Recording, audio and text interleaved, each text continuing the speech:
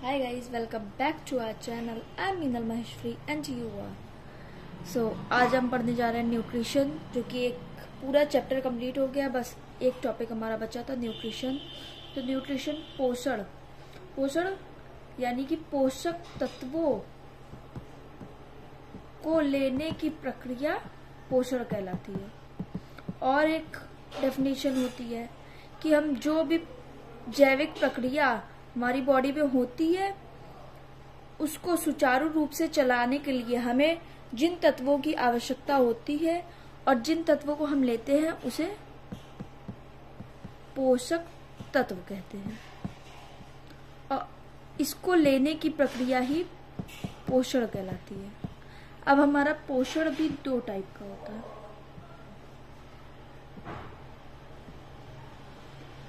एक होता है first autotrophic and the second is heterotrophic. मैं इंग्लिश में भी बता रही हूँ। अगर आप इंग्लिश में बोर्ड में लिखोगे तो एक्स्ट्रा अच्छे से नंबर, टीचर को लगता है कि हाँ इसने अच्छे से पढ़ाई की है तो इसलिए नंबर भी एक्स्ट्रा अच्छे से मिलेंगे। और हिंदी भी मैं बता दे रही हूँ।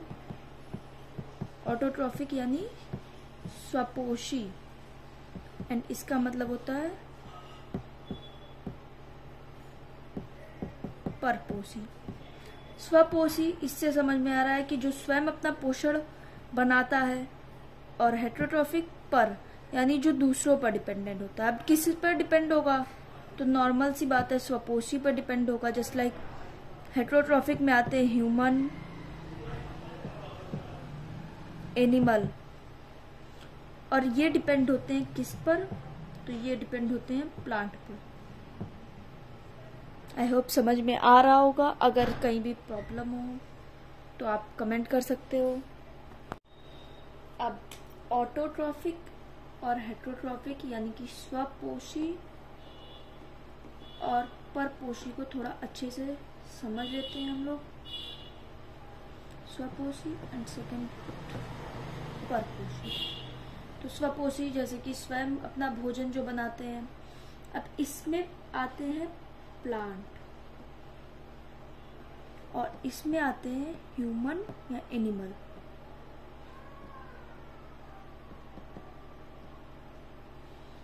प्लांट कैसे अपना भोजन बनाता है, इसे क्या क्या चीजें जरूरत होती हैं, तो हम बहुत छोटे क्लास से ही पढ़ते आ रहे हैं कि प्रकाश संश्लेषण द्वारा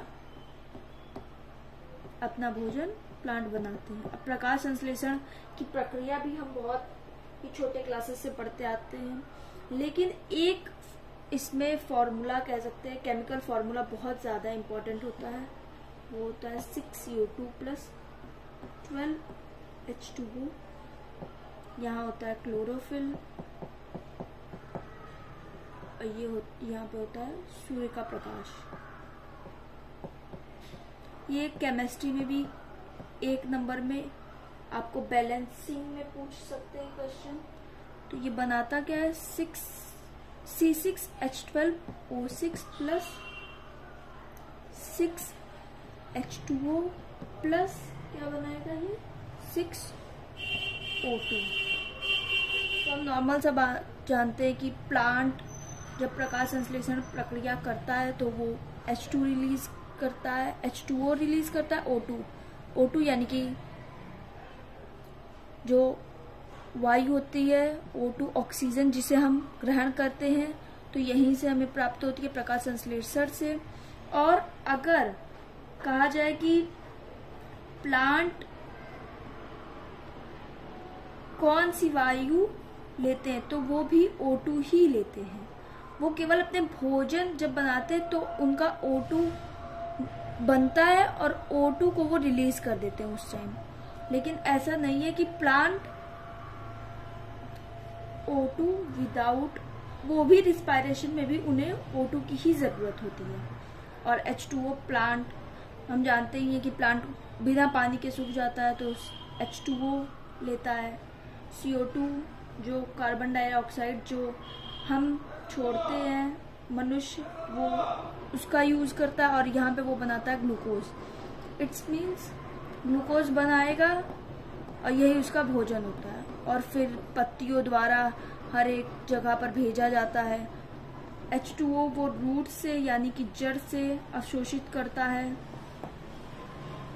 और इतना इम्पोर्टेंट था। और परपोषी को हम लोग नॉर्मल डिफाइन कर सकते हैं, तो पूरा हमारा जो न्यूट्रिशन पॉइंट है वो भी खत्म हो गया। पूरा चैप्टर हमने कंप्लीट कर दिया है। अब हम नेक्स्ट चैप्टर पढ़ेंगे। So thank you.